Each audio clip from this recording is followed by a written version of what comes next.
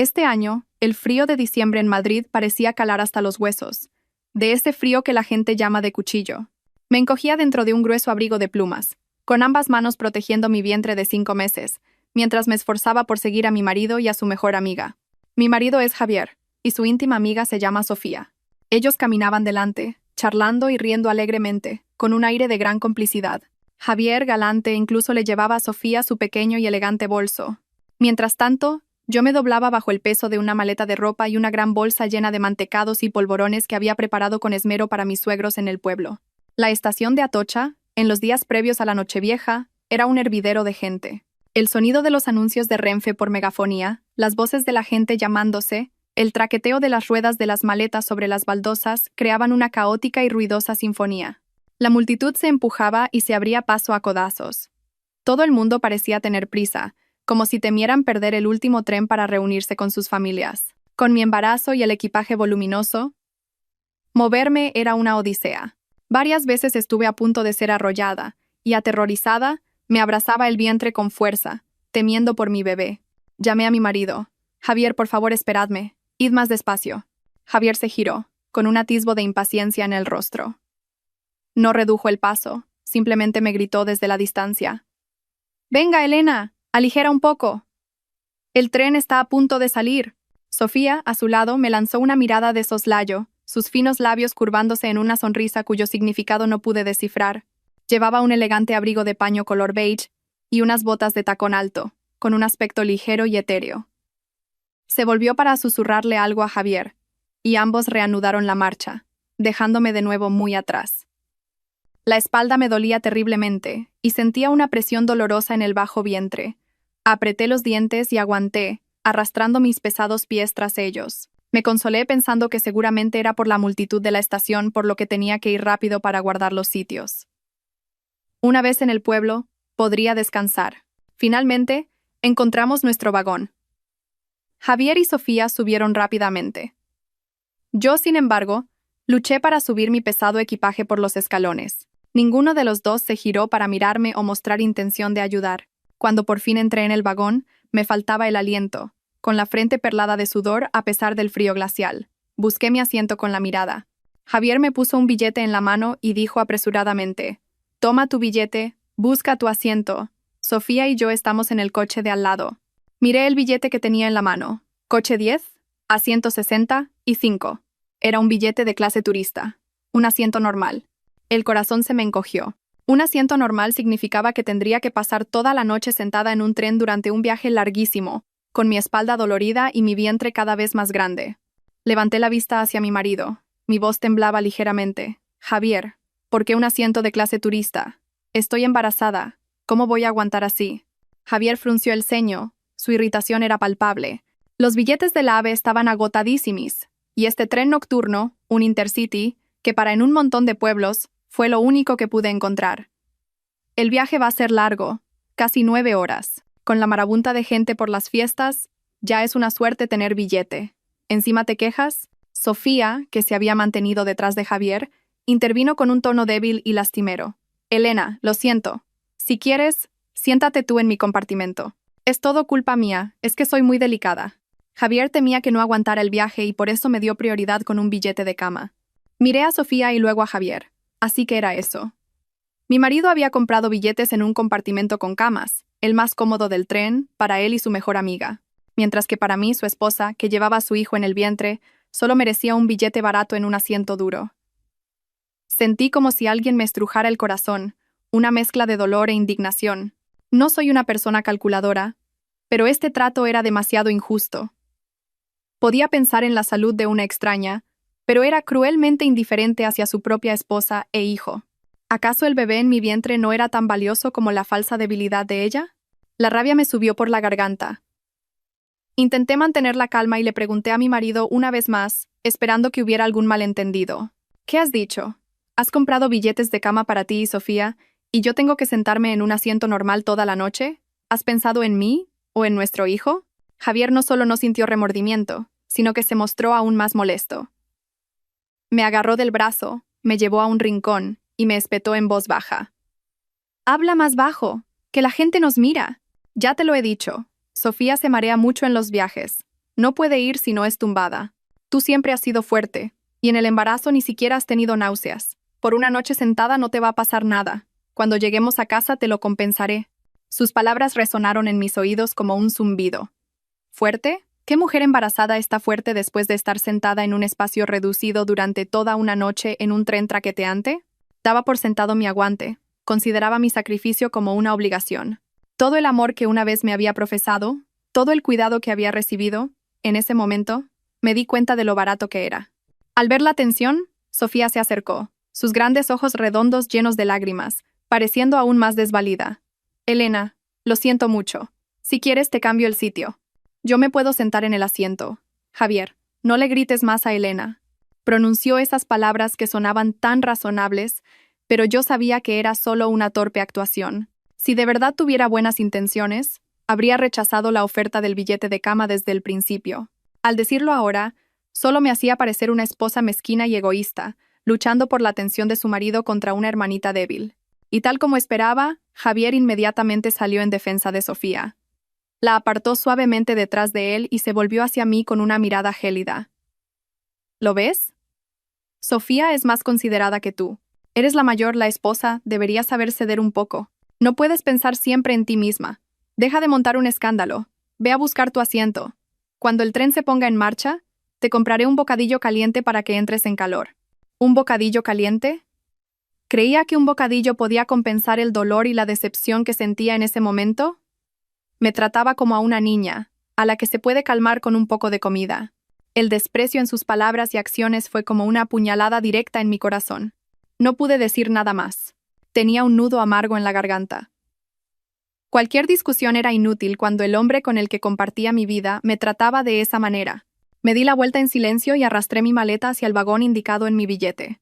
Las risas de Javier y Sofía volvieron a sonar a mi espalda, estridentes y falsas. Me sentí ridícula. Qué orgullosa había estado de tener un marido comprensivo, una familia que creía feliz. Pero ahora, todo lo que sentía era engaño y un dolor indescriptible. Mis pasos eran pesados, no solo por el equipaje, sino por la carga que llevaba en el alma. Este viaje a casa por Nochevieja había empezado de la manera más amarga posible.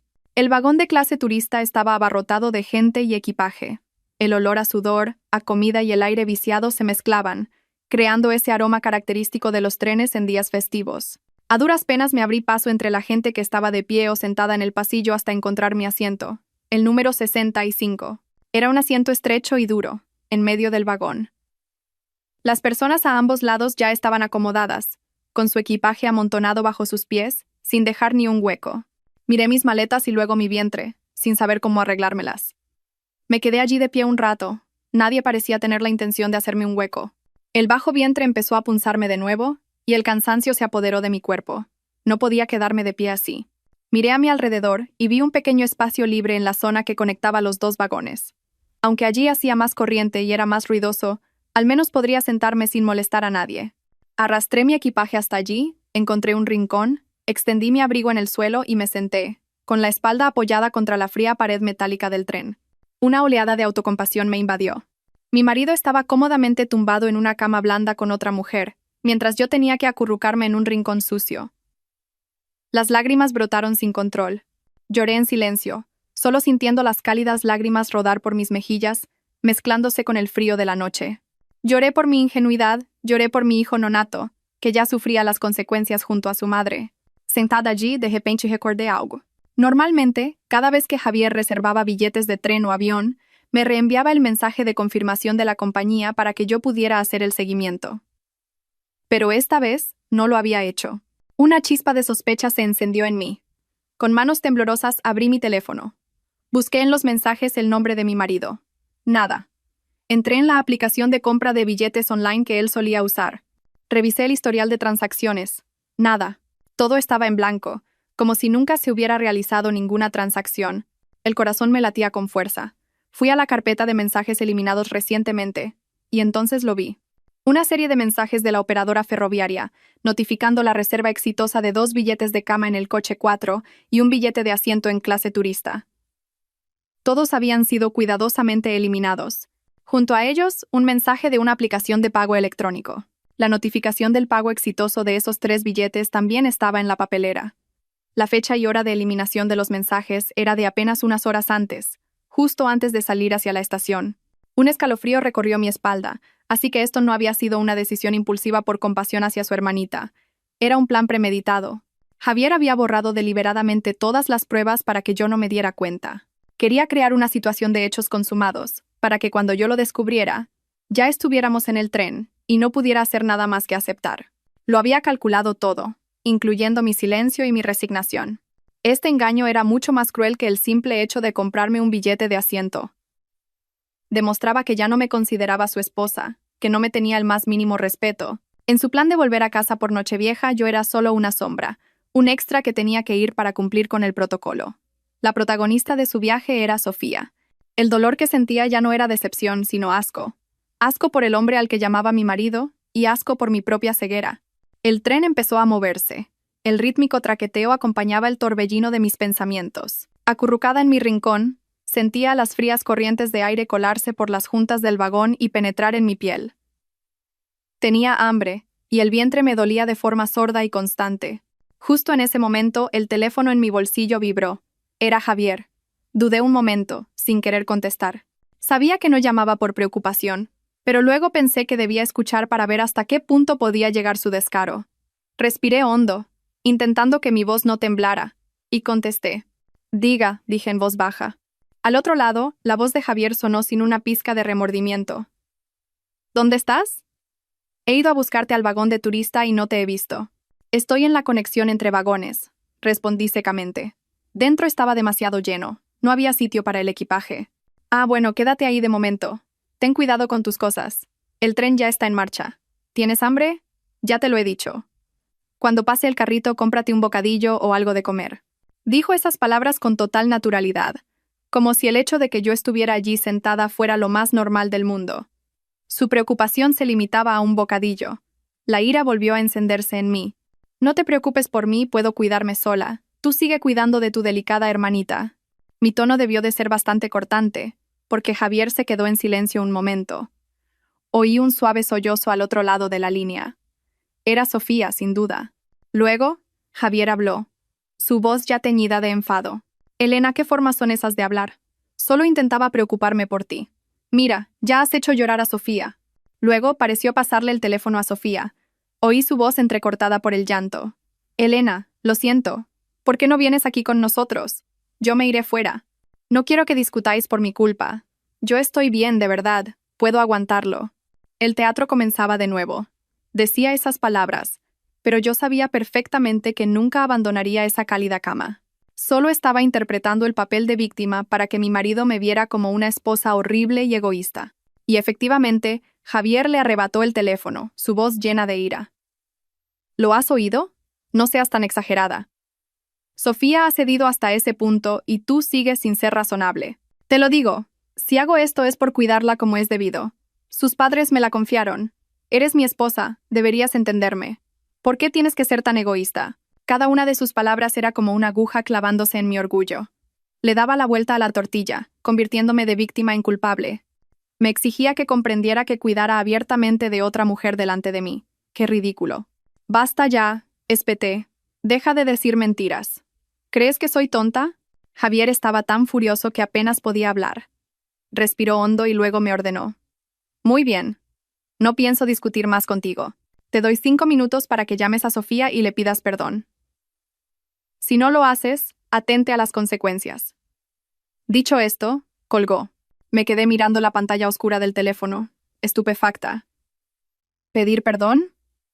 Me exigía que pidiera perdón a la persona que se estaba metiendo en mi familia, a la que junto a él estaba pisoteando mis sentimientos. El límite de mi paciencia se había roto. No, no iba a pedir perdón. Iba a aclarar las cosas. Tenía que ir allí y ver con mis propios ojos la verdadera cara de ese par de desgraciados. La furia superó mi cansancio y mi dolor. No podía quedarme quieta ni un minuto más. Tenía que ir al coche cama. Tenía que enfrentarme a ellos. Tenía que ver hasta qué punto había llegado su relación para que mi marido me tratara de esa manera. Me apoyé en la pared del tren y me levanté con dificultad. La espalda me dolía horrores y las piernas las tenía entumecidas. No me importó. Apreté los dientes y arrastré los pies hacia el lujoso vagón donde mi marido y su hermanita descansaban.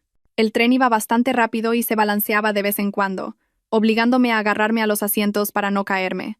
Al pasar junto a los pasajeros que dormitaban en sus duros asientos, sentí una punzada de tristeza. Eran como yo.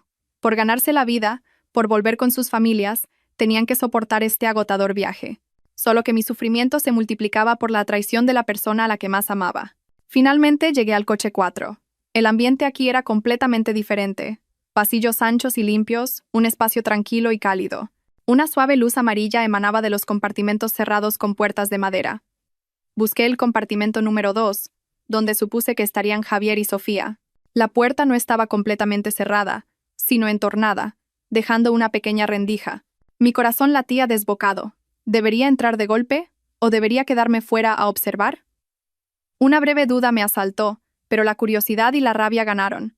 Me acerqué sigilosamente y miré por la rendija. Dentro, la cálida luz de una lámpara de noche iluminaba a 2 personas sentadas muy juntas en la litera de abajo. Javier estaba recostado contra la pared, y Sofía apoyaba la cabeza en su hombro, sus hombros temblando ligeramente. Parecía tan pequeña, tan frágil, tan necesitada de protección. Javier sostenía su teléfono con una mano, mientras que la otra rodeaba los hombros de Sofía, dándole suaves palmaditas y susurrándole algo al oído. La escena que presencié me resultó dolorosamente familiar. Era el abrazo, el consuelo que él solía darme a mí cuando estaba cansada o triste. Pero ahora, esos brazos rodeaban a otra mujer.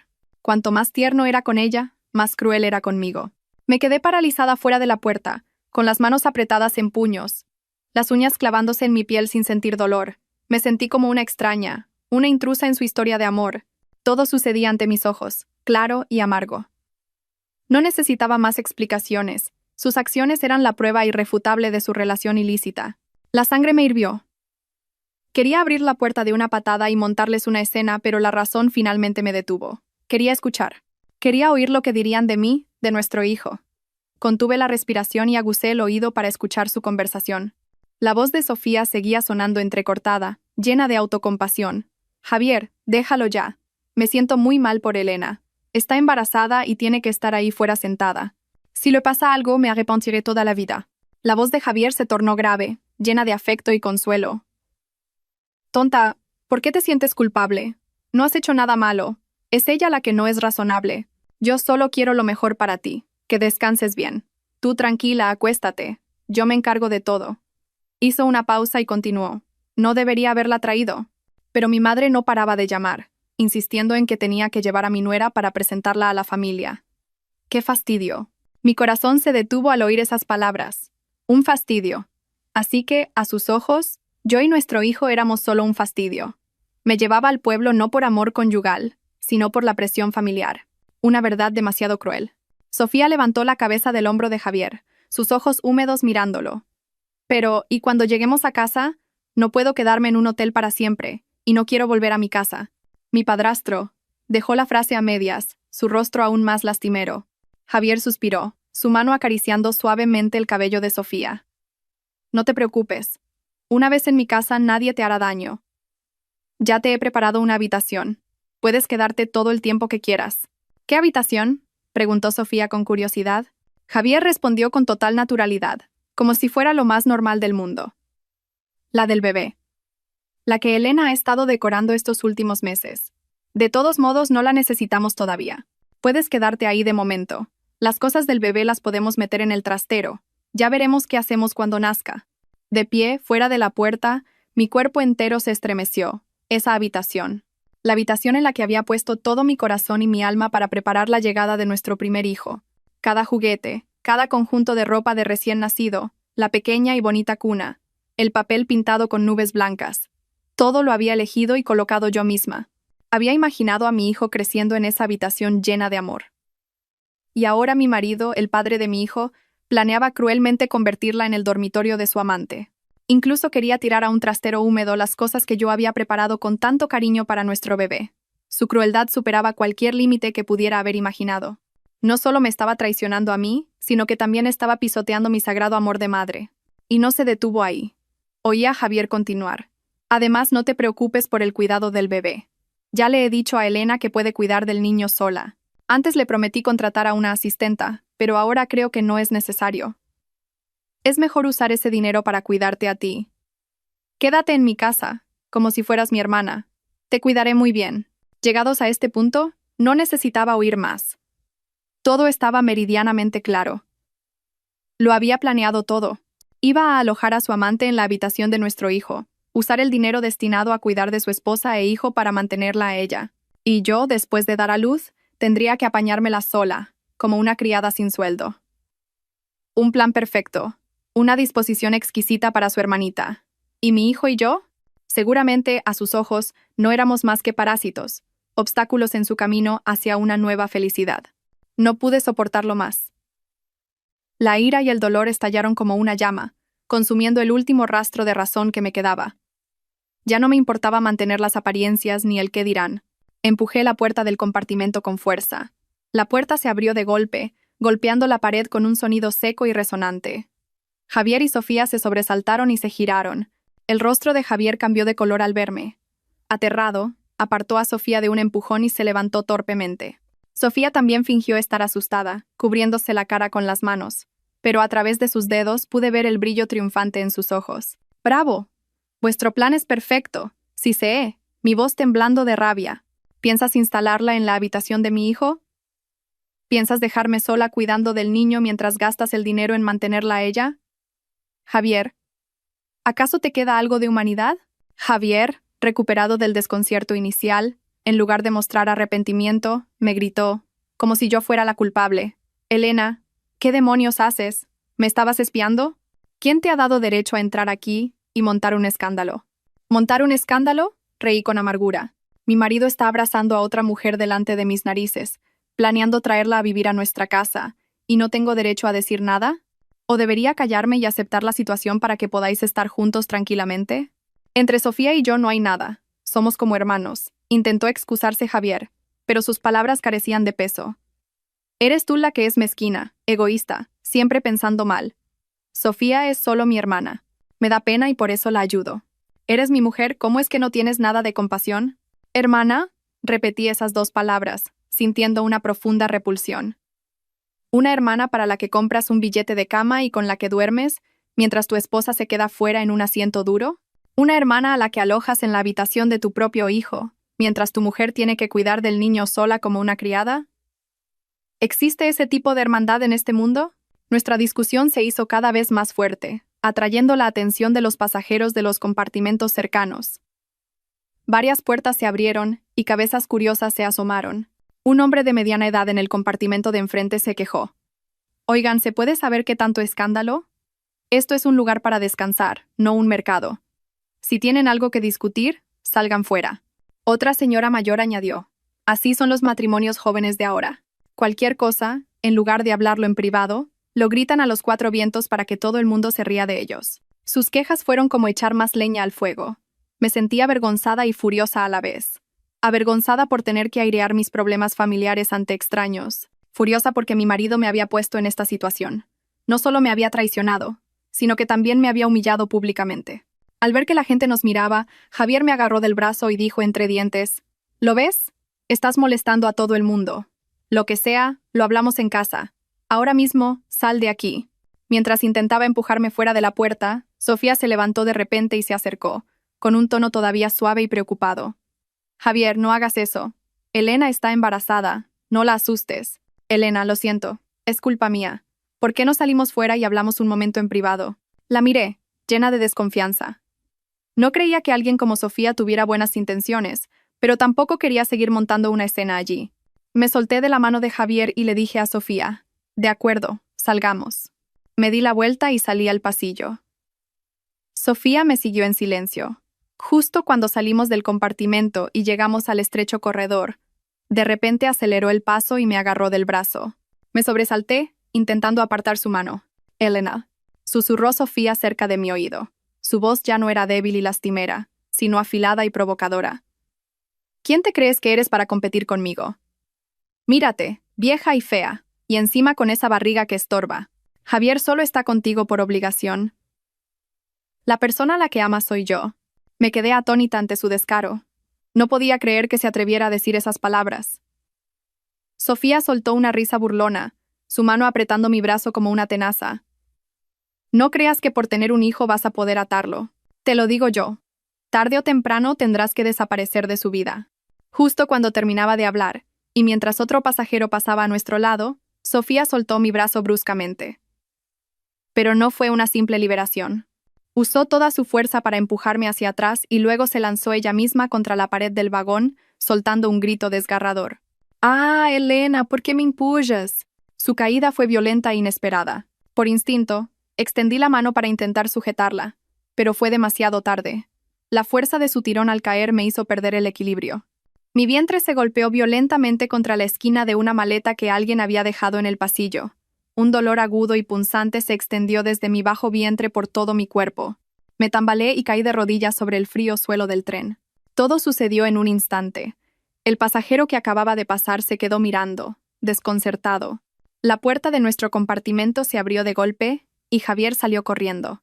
La primera imagen que vio fue a Sofía tirada en el suelo, llorando y sujetándose la cabeza, y a mí, agarrándome el vientre con el rostro pálido de dolor.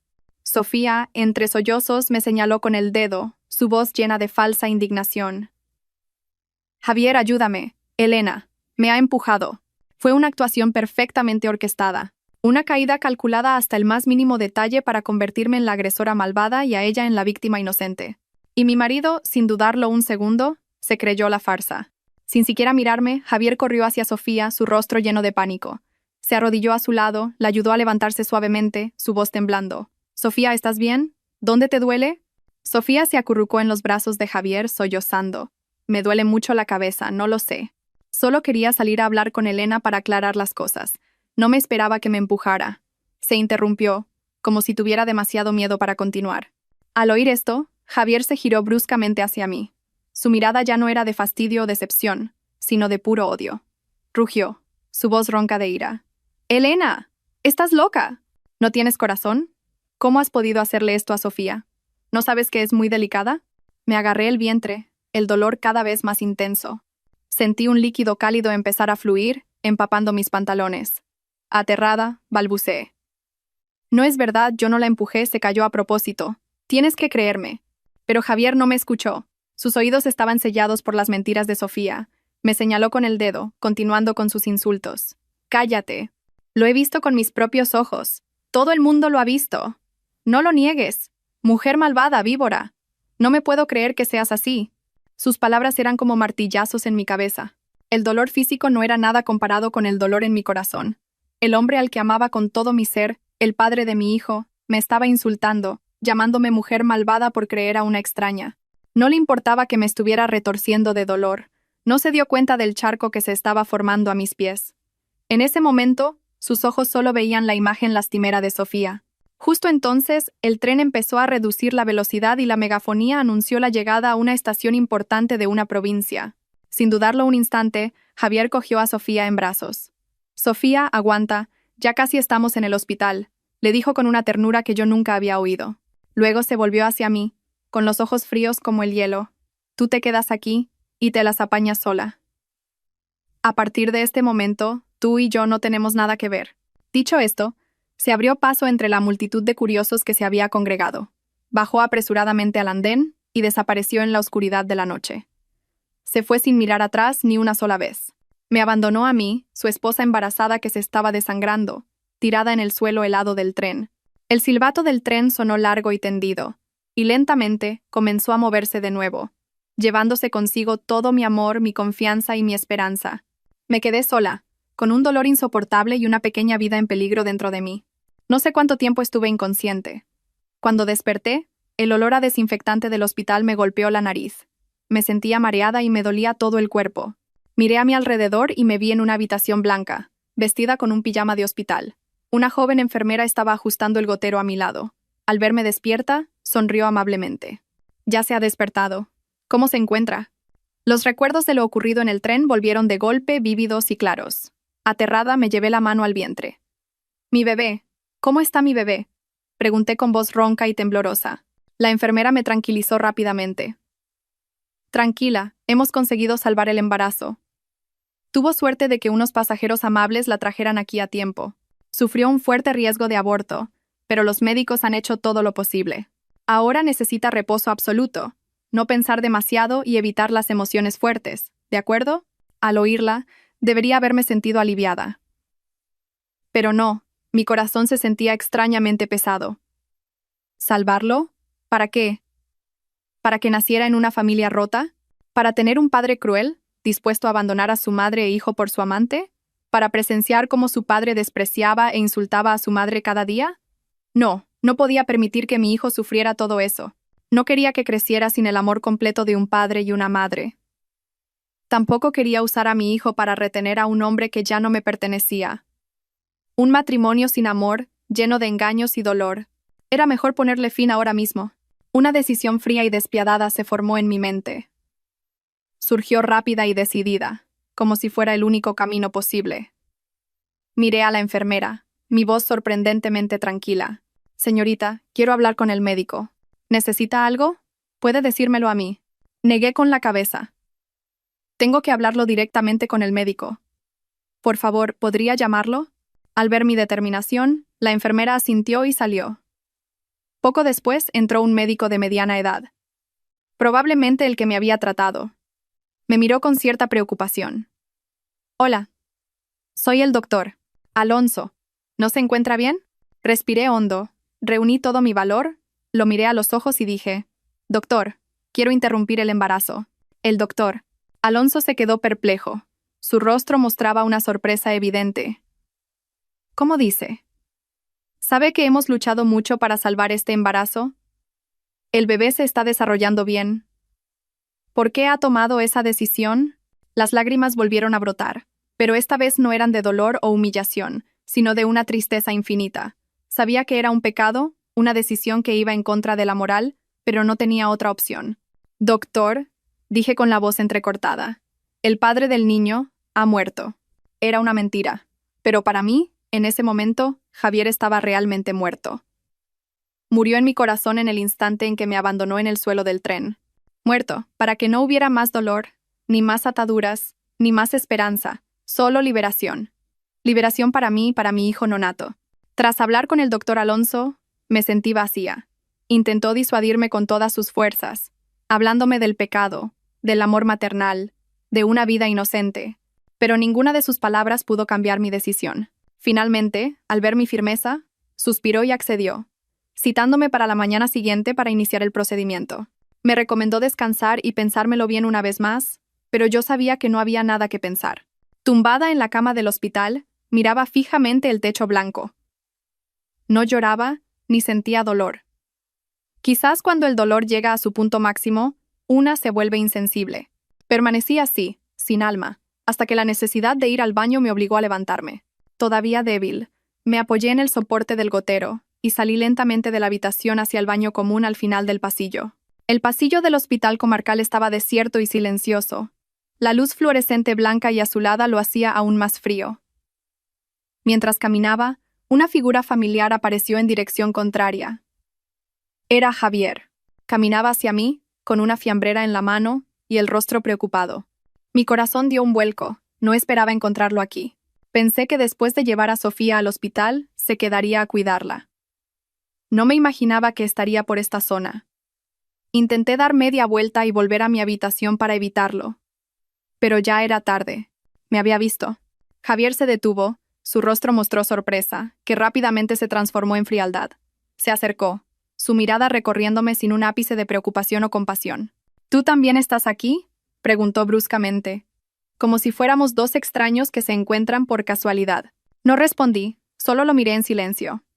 Él, sin esperar respuesta, continuó. ¿Y el embarazo? Su tono era el de un jefe preguntando a un empleado por el progreso de un trabajo, sin el más mínimo sentimiento de un padre. Sigue ahí, respondí en voz baja, con la garganta seca. Mejor así, asintió, como si se hubiera quitado un peso de encima. Cuídalo bien. Al fin y al cabo, es mi hijo. Dijo esa frase con un descaro increíble, como si ya hubiera cumplido con toda su responsabilidad. Bueno, si no ha pasado nada, mejor. Luego ven conmigo a la habitación de Sofía y pídele perdón como es debido. No podía creer lo que oía. No me preguntó si me dolía algo, si estaba cansada. Lo único que le importaba era si el embarazo seguía o no. Y después de eso, Quería obligarme a pedir perdón a su amante. ¿Pedir perdón?, repetí, con un tono lleno de sarcasmo. ¿Por qué debería pedirle perdón a ella? Javier frunció el ceño. La impaciencia era evidente. ¿Por qué? Porque la empujaste. Le provocaste una conmoción cerebral y ahora mismo está en observación. El médico dice que si le quedan secuelas, será un problema. Tú causaste el problema, así que tienes que pedir perdón. Es de sentido común. No me hagas repetírtelo. Habló de corrido, como si fuera una verdad incuestionable. Creía ciegamente en la actuación de Sofía y me había etiquetado como la culpable. Lo miré fijamente a los ojos, una mezcla de ira y amargura creciendo en mi interior. Te lo repito, yo no la empujé. Se cayó a propósito para culparme. ¿Estás ciego o qué? ¿Todavía te atreves a mentir?, gritó Javier, su voz subiendo de tono. Vi con mis propios ojos cómo os peleabais. No creas que no lo sé. Lo hiciste por celos, ¿verdad? Te he dicho 1000 veces que Sofía es solo mi hermana. ¿Por qué tienes que ser tan mezquina y cruel? Cada una de sus acusaciones era como un cuchillo en mi herida abierta. No solo no me creía, sino que usaba las palabras más viles para insultarme. Me eché a reír, una risa que sonó desoladora. Sí, soy mezquina, soy cruel. ¿Contento? Pero por muy así que sea, jamás le pediré perdón a esa zorra. Olvídalo. Dicho esto, me di la vuelta para irme. No quería tener nada que ver con esa persona ni un segundo más. Pero Javier fue más rápido. Me agarró del brazo con fuerza reteniéndome. Quieta ahí, o pides perdón hoy, o no sales de aquí. Suéltame. Intenté liberarme, pero no podía competir con la fuerza de un hombre furioso. Me apretó el brazo hasta hacerme daño. En mi desesperación, no pensé en nada más. Bajé la cabeza y con todas mis fuerzas le mordí la mano que me sujetaba. ¡Ay!, gritó Javier de dolor, y por reflejo, me soltó. Retrocedí unos pasos, jadeando, con el sabor metálico de la sangre en la boca. Javier miró la profunda marca de mis dientes en el dorso de su mano, de la que empezaba a brotar sangre. Sus ojos se inyectaron en sangre. Su ira había llegado al límite. Sin decir una palabra, levantó la mano. Un sonido seco resonó en el silencioso pasillo del hospital. Plas. Mi mejilla ardía, mi cabeza zumbaba, me había abofeteado. El marido al que una vez amé, el padre de mi hijo, me había golpeado con todas sus fuerzas. Esa bofetada no solo me dolió físicamente, sino que destrozó los últimos fragmentos de amor que aún sentía por él. Todo el cariño, toda la esperanza, toda la ilusión de una familia. Todo se convirtió en cenizas en ese instante. Ya no sentía rabia ni dolor. Mi corazón se quedó vacío y extrañamente tranquilo. Levanté la cabeza y miré directamente el rostro enfurecido de Javier. Mis ojos estaban fríos, sin emoción. Muy bien, dije. Mi propia voz sonaba extraña, distante. Esta bofetada la recordaré. A partir de ahora, entre tú y yo, se ha acabado todo. Tras decir eso, sin volver a mirarlo, me di la vuelta y caminé de regreso a mi habitación. A mis espaldas, oí el estrépito de la fiambrera al caer al suelo. Probablemente la había tirado de la rabia, pero nada de eso me importaba ya. Todo había terminado de verdad. Volví a mi habitación y cerré la puerta de un portazo. Sin importarme si Javier me seguía, me dejé caer en la cama, con la mejilla todavía ardiendo e hinchada. Pero extrañamente, no lloré. Quizás mis lágrimas se habían secado después de tanto dolor. Me quedé sentada, inmóvil como una estatua, con un silencio aterrador en mi mente. El amor había muerto, y cuando muere, ya no se siente dolor. Un rato después, alguien llamó a la puerta. No respondí. La persona de fuera no se rindió y siguió llamando. Luego, oí la voz de Javier, menos áspera que antes. Quizás se le había pasado un poco el enfado. Elena, abre. Hablemos. Lo siento, antes me he calentado. Lo siento, qué ridículo. Una bofetada y una disculpa. ¿Creía que era tan simple? Seguí en silencio. Al ver que no reaccionaba, Javier continuó. Está bien. Si no quieres pedirle perdón a Sofía, no lo hagas. De eso me encargo yo. Pero hazme caso, descansa un par de días para recuperarte y luego vamos al pueblo. Mamá está deseando verte. Allí ella cuidará de ti y del niño. No seas cabezota. Al oír sus palabras, una idea surgió en mi mente. Todavía quería que fuera al pueblo, que siguiera interpretando el papel de nuera perfecta delante de su madre. De acuerdo. Si él quería teatro, yo actuaría con él. Pero sería la última función. Respiré hondo, ajustando mi voz para que sonara débil y resignada. Ya lo sé. Vete. Estoy cansada y quiero descansar. Quizás al oír mi tono sumiso, Javier pensó que me había doblegado. No insistió más. Vale, pues descansa. Mañana volveré. Y recuerda, no le des más vueltas a la cabeza. Oí sus pasos alejarse. Cuando estuve segura de que se había ido, suspiré aliviada. Me tumbé, mi mente trabajando de nuevo. Tenía que irme de allí, cuanto antes. No quería tener nada que ver con él ni con su familia, pero primero tenía que resolver lo del bebé. Y necesitaba una excusa razonable para que los médicos no sospecharan ni intentaran contactar con mi familia, es decir, con Javier. A la mañana siguiente, cuando el doctor Alonso vino a revisar mi estado antes del procedimiento, le dije con una expresión triste: Doctor, gracias por su preocupación, pero le pido que mantenga esto en secreto. Por favor, no avise a mi familia. El doctor Alonso se sorprendió. ¿Por qué? Algo tan importante. Su familia debería saberlo para cuidarla. Vimos a un joven buscándola ayer, parecía muy preocupado. ¿Es su marido? Rápidamente negué con la mano, fingiendo incomodidad. No, es un primo lejano. Mi marido, como le dije ayer, falleció. No quiero que el resto de la familia se entere de esto, para evitar habladurías. Le agradecería que guardara el secreto. Yo me haré cargo de todos los gastos. Mentí con una fluidez que me sorprendió a mí misma. Quizás cuando a una persona la empujan al límite, aprende a protegerse. El doctor Alonso me miró con compasión, probablemente creyendo la triste historia que me había inventado. Suspiró y asintió. Está bien, si es lo que desea. Su situación es ciertamente lamentable. La enfermera le indicará los trámites. Intente cuidarse mucho. Muchas gracias, doctor, dije, inclinando la cabeza para ocultar el alivio en mis ojos. Todo iba según mi plan. Esta última función iba a interpretarla a la perfección. Esa noche, después de completar todos los trámites y de que la enfermera me informara que la intervención sería a la mañana siguiente, me quedé sola en la habitación. El dolor por la pérdida de mi hijo aún no me había golpeado de lleno, quizás porque las otras heridas eran demasiado grandes y lo eclipsaban todo. Solo sentía un vacío inmenso y un gran cansancio. Quería que todo terminara rápido para poder empezar de nuevo. Mientras divagaba, mi teléfono, en la mesita de noche, vibró. Un nuevo mensaje de un número desconocido. Lo abrí y lo que vi en la pantalla me dejó helada. Era una foto. En ella, Javier y Sofía estaban sentados en una cafetería elegante, cabeza con cabeza, riendo alegremente. Javier le estaba limpiando con ternura una mancha de crema de la comisura de los labios. Parecían una pareja feliz. Junto a la foto, un mensaje provocador. ¿Lo ves? La persona que Javier necesita a su lado ahora soy yo. No tú. Reconocí el número de Sofía al instante. La rabia volvió a arder en mi pecho. ¡Qué desvergonzada! Después de robarme el marido y causarme todo este daño, ¿ahora se atrevía a enviarme fotos para regodearse? ¿Creía que eso me haría sufrir, me pondría celosa? Se equivocaba. En ese momento, solo sentía asco. Antes de que pudiera borrar el mensaje, llegó otro. Esta vez, una serie de fotos. La primera, de ellos abrazados fuertemente en una cama de hospital, probablemente la de Sofía. Javier la miraba con una expresión de dolor y amor. La segunda, se estaban besando. Un beso profundo y apasionado. Y la última, la que me hizo estremecer por su descaro, era una foto tomada en un hotel tiempo atrás. Ambos estaban semidesnudos, enredados en la cama. Junto a las fotos, otro mensaje, aún más cruel. ¿Sabes lo que me dice Javier? Que casarse contigo fue el mayor error de su vida. Que el niño que llevas en la barriga fue un accidente no deseado. Con quien quiere tener hijos es conmigo. Deberías saber cuál es tu lugar y retirarte.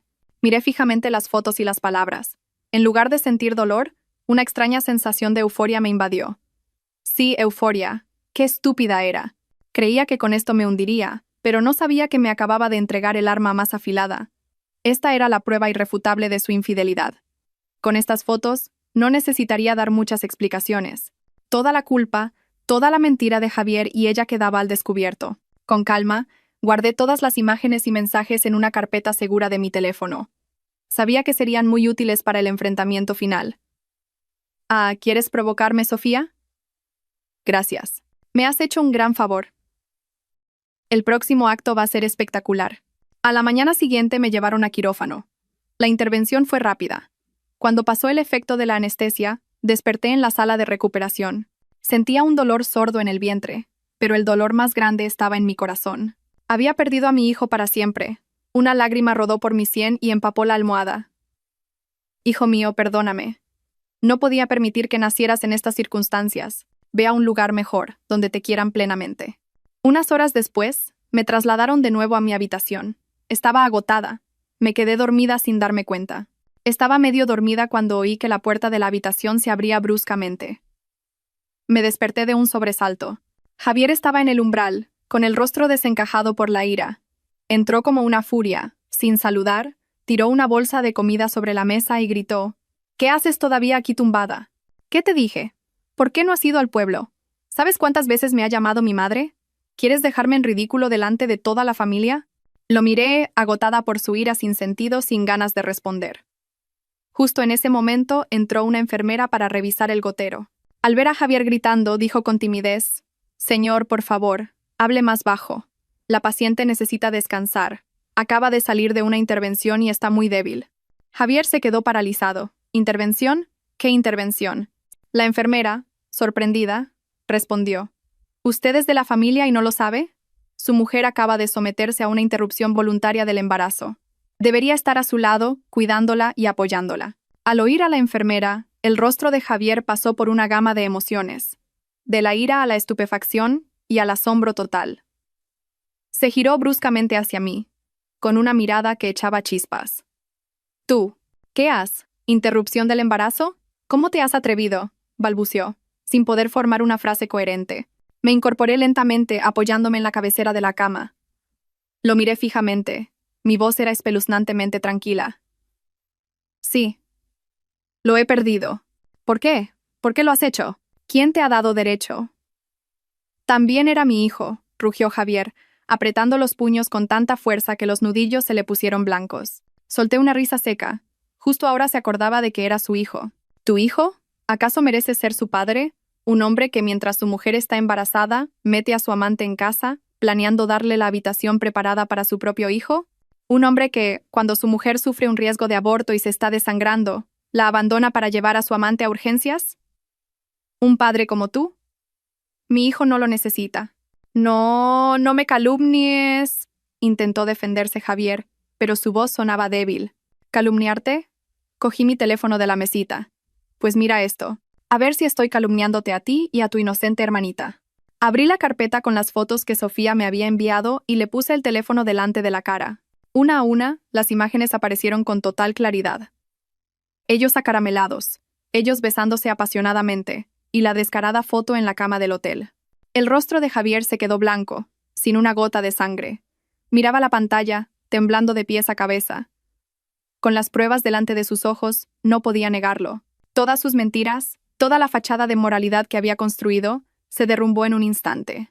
En ese momento, Javier se quedó paralizado, con los ojos pegados a la pantalla del teléfono, su respiración agitada. Pasaba de las fotos a mi rostro, sus labios se movían, pero no salía ningún sonido. La verdad, tan repentina y cruda, lo había dejado sin defensa. Su anterior actitud arrogante y furiosa se había desvanecido, reemplazada por un pánico y una confusión absolutos. «¿Cómo? ¿Cómo tienes estas fotos?», logró balbucear finalmente, con la voz quebrada. Me encogí de hombros y retiré el teléfono. «Deberías preguntarle a tu querida hermanita. Fue ella quien me las envió para provocarme». No se imaginaba que se estaba delatando a sí misma. Al oír esto, el pánico de Javier pareció transformarse en furia, pero esta vez, no dirigida hacia mí. Se dio media vuelta y salió corriendo de mi habitación como una flecha. Supuse que iba a buscar a Sofía para pedirle explicaciones.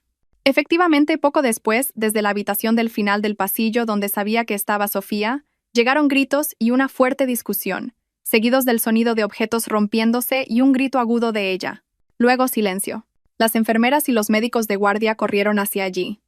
El pasillo del hospital se convirtió en un caos. Yo permanecí sentada en mi cama, observando en silencio. No sentía nada, era el karma. Habían sembrado vientos y ahora recogían tempestades. No tenían nada que ver conmigo. Mucho después, Javier volvió a mi habitación. Su aspecto era completamente diferente. El pelo revuelto, la ropa desaliñada, el rostro desencajado y bañado en lágrimas. Entró y, sin decir palabra, se arrodilló de golpe junto a mi cama. «Elena, me he equivocado. Lo sé, lo siento. ¿Me perdonas, por favor?», sollozó agarrándose a mi pijama. «Fue Sofía quien me sedujo. Fue una estupidez momentánea. Te juro que nunca más volveré a verla. Te trataré bien. Nosotros podemos empezar de nuevo, ¿vale? Tendremos otros hijos. Miré al hombre arrodillado a mis pies, con la cara llena de mocos y lágrimas, patético. Pero no sentí la más mínima compasión. Este arrepentimiento llegaba demasiado tarde, solo ahora que todo había salido a la luz y ya no tenía escapatoria. Si no fuera por esas fotos, probablemente seguiría insultándome, obligándome a soportar la injusticia. Le aparté la mano con frialdad. Levántate.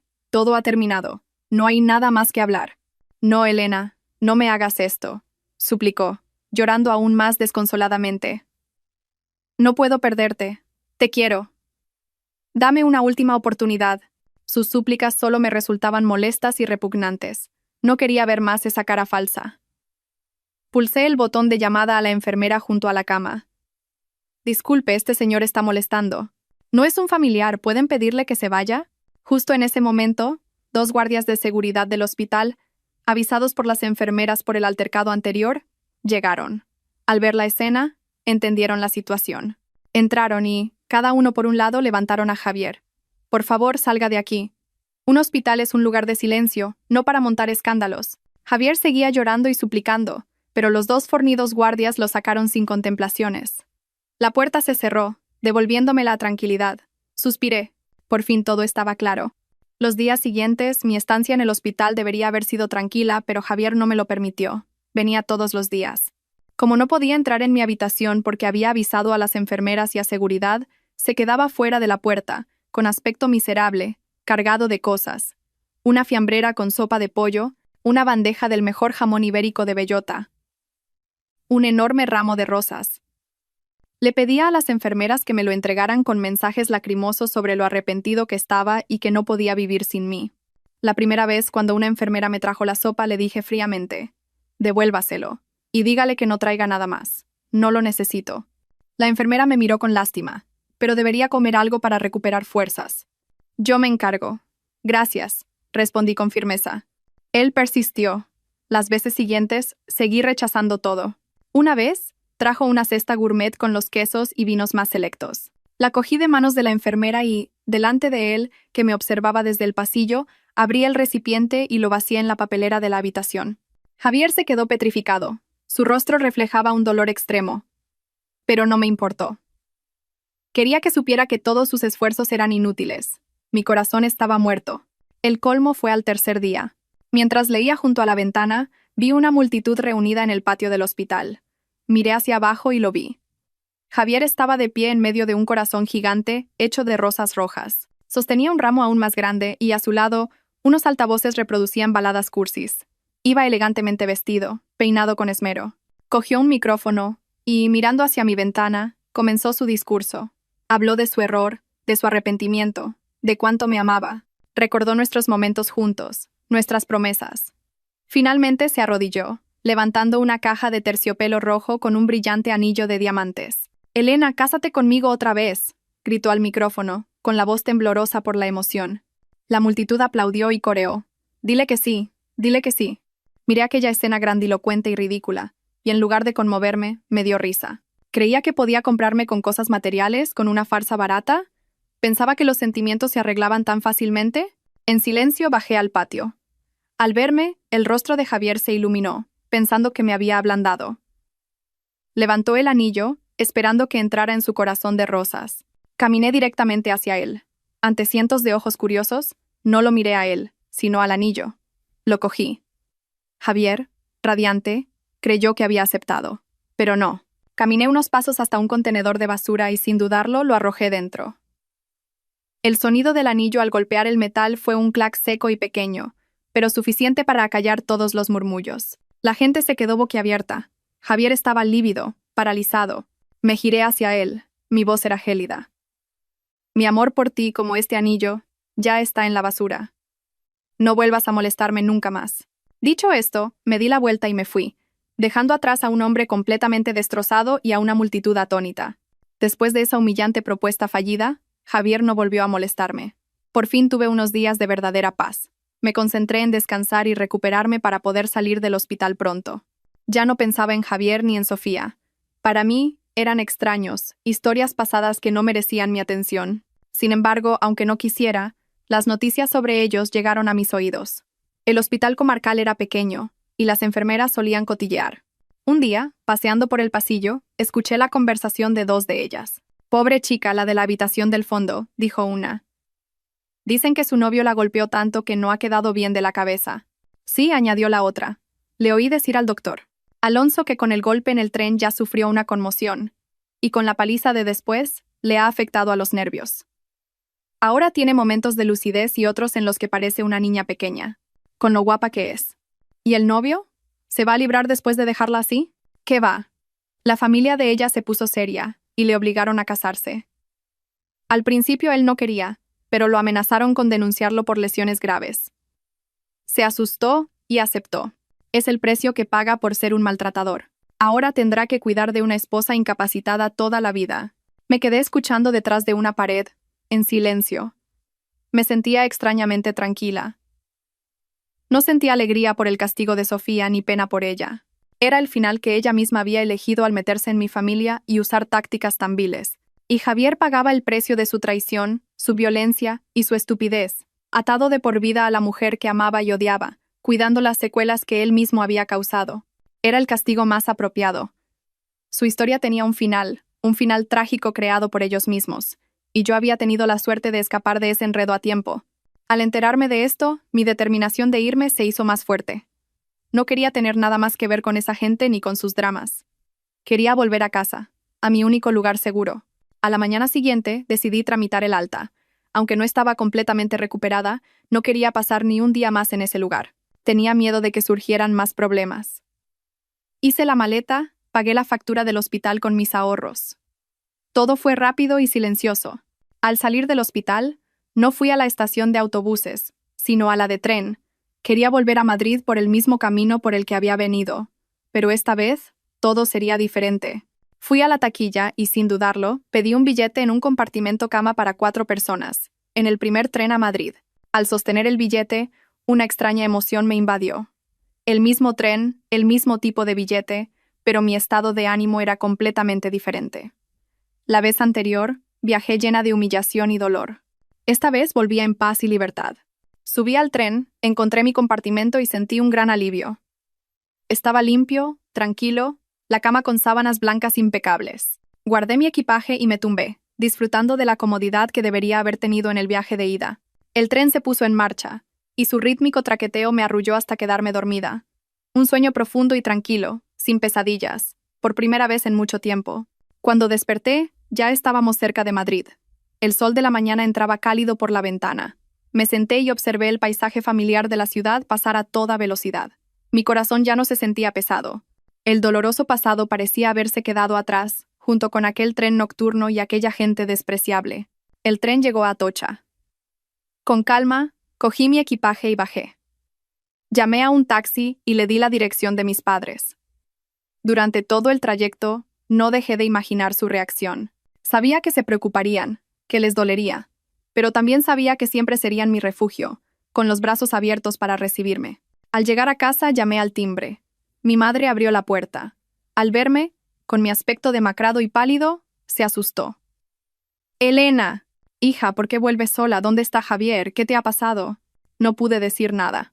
Simplemente me abracé a ella y rompí a llorar. Todas las lágrimas que había contenido durante tanto tiempo brotaron sin control. Lloré por mi hijo perdido, por mi matrimonio roto, por toda la humillación que había soportado. Mi padre, al oír el ruido, también salió corriendo. Ambos me abrazaron, consolándome. Esa noche, ya más tranquila, sentada entre mis padres, les conté toda la historia. El billete de clase turista, la traición de Javier, la caída fingida, la decisión de interrumpir el embarazo y el enfrentamiento en el hospital. No oculté nada. Mi padre, al terminar, golpeó la mesa furioso. «Ese desgraciado. ¿Cómo se atreve su familia a tratar así a mi hija? Voy a ir a su casa a poner las cosas en su sitio». Mi madre solo me abrazaba, con los ojos llenos de lágrimas. «Hija mía, ¿cuánto has sufrido? ¿Por qué no nos llamaste en ese momento? Has hecho bien en volver. Ese lugar no te merecía. Quédate aquí con nosotros. No te preocupes por nada». La ira de mi padre, el amor de mi madre, aliviaron mi dolor. Sabía que había tomado la decisión correcta. Volver a casa, al calor de mi familia, era la mejor elección. Los días siguientes me quedé en casa con mis padres. Apagué el teléfono, sin querer recibir llamadas ni mensajes de nadie que no importara. Mi madre me preparaba comidas deliciosas para que recuperara fuerzas. Mi padre me traía libros interesantes y películas de comedia para distraerme. Gracias a su cuidado, mi salud y mi ánimo mejoraron poco a poco. Ya no lloraba sola por las noches. Las pesadillas se hicieron menos frecuentes. Una semana después de mi regreso, un número desconocido no paraba de llamar al teléfono de mi madre. Era mi suegra. Llorando, le contó la historia de Javier y Sofía y le suplicó que le dejara hablar conmigo. Quería pedirme perdón y rogarme que perdonara a su hijo para ayudarlo a salir del lío con la familia de Sofía. Mi madre, después de escucharla, respondió fríamente: Mi hija Elena no está aquí. Y no vuelva a llamar.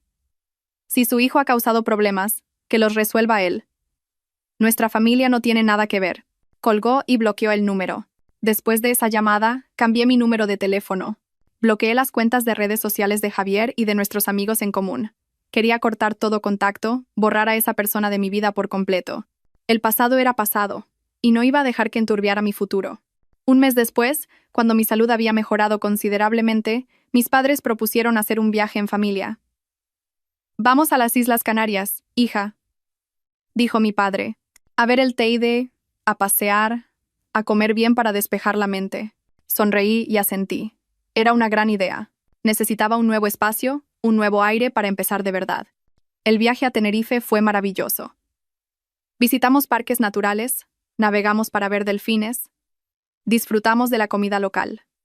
El ambiente alegre y el cariño de mis padres me hicieron olvidar todas mis penas. El último día del viaje, mientras estábamos sentados en una playa de arena negra viendo el atardecer, mi padre me hizo una foto. En ella, estoy de pie frente al mar, con el pelo largo ondeando al viento. Mi rostro, sin maquillaje, irradia una extraña paz. Y en mis labios, una sonrisa. No era una sonrisa forzada, sino una sonrisa genuina, serena, que nacía desde el fondo de mi corazón. Sabía que el camino por delante aún tendría dificultades, pero ya no tenía miedo. Tenía mi familia a mi lado y la fuerza que me había dado superar la tormenta. El pasado había quedado atrás. Un nuevo comienzo me esperaba. Un comienzo lleno de sol y esperanza.